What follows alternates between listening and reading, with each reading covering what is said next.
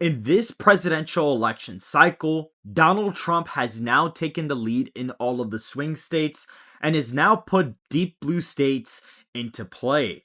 Hello everyone and welcome back to another video with On Point Politics, your number one stop for all things polling and election analysis in the United States. And today we're going to be looking as to why Donald Trump is actually up in all the major swing states and why he really is competitive in the states that are blank.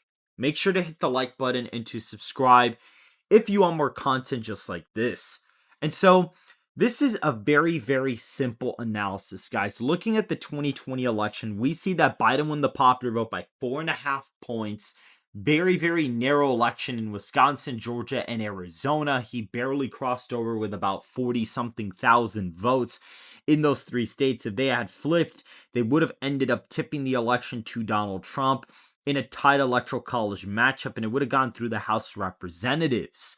And looking at this right now, we see that my election model is forecasting a 3.7 percentage point win for Donald Trump, which in 2020, I was also able to basically create a model that accurately predicts the 2020 election with about a popular vote of Biden plus 4 when it was really Biden plus 4.5, and all of the states are basically correct in terms of their margins, with Pennsylvania being a slightly right-leaning result, but similar to the actual result that ended up occurring.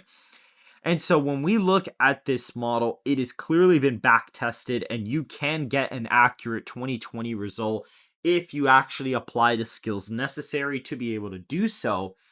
And when looking at some of this analysis, it's pretty fascinating because Donald Trump is dominating in the Electoral College. And when you look at the pollsters with the most accuracy from 2020, we can look at the average result from all of their crosstabs, and we see Donald Trump is dominating in the Electoral College as of right now. And looking at the electorate here and looking at the lead in some of the demographics, when we apply that to a demographic swingometer, this is what we get in the Electoral College. And when you apply this to a brand new model that I have constructed, the one that I showed beforehand, this is the map you get. You get Donald Trump 312 Electoral College votes to Harris's 226, where he takes most of the swing states fairly easily. Michigan by around 4 points. New Hampshire is pretty competitive. Same thing for Maine. Nebraska second. Virginia and New Mexico. And Minnesota is actually a tilt Democrat state in this forecast. And so when looking at the map right now, these states are technically in jeopardy of flipping to Donald Trump. And it's a bad sign for the Harris campaign. Kamala Harris does not have room to underperform with certain demographics that carried Joe Biden in 2020. And looking at the national polling right now, she's only polling ahead by 1.8%. Donald Trump is polling at 47.2%, which is nearly what he got in 2020. He's actually polling higher than the percentage he got in 2020. And so that is a big warning sign for Kamala Harris. And Kamala Harris is not looking great either, because right now, Biden, as of this point, led by 10 points 4 years ago as of today, and he only ended up winning by 4.5. That's a 6.5 point polling miss, or about 5.5 actually. That's about a 5.5 point polling miss when you really think about it.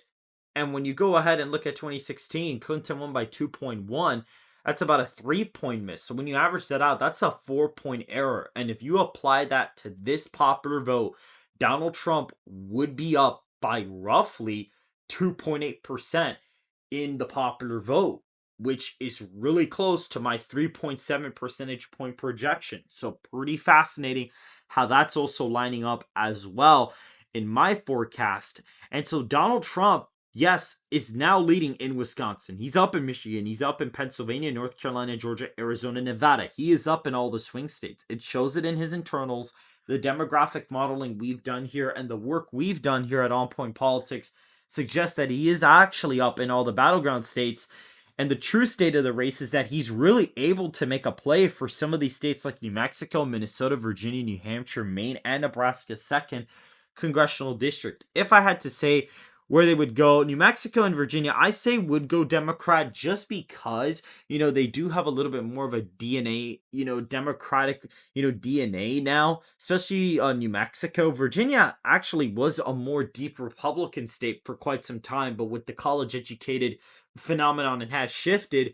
But 2020 could be considered an outlier election due to COVID.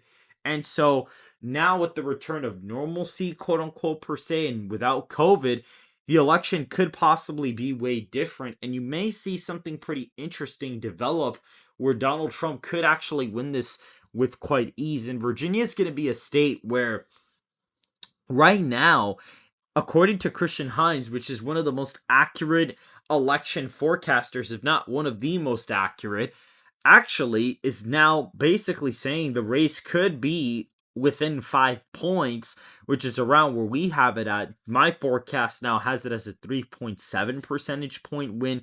So that's kind of around what we're looking at. And Minnesota, it's pretty close. Nebraska second. I originally thought it would be going to Trump, but based on the polling we've gotten, it's so bad for Trump that I actually think it'll probably still be lean Dem, despite him winning the popular vote quite easily.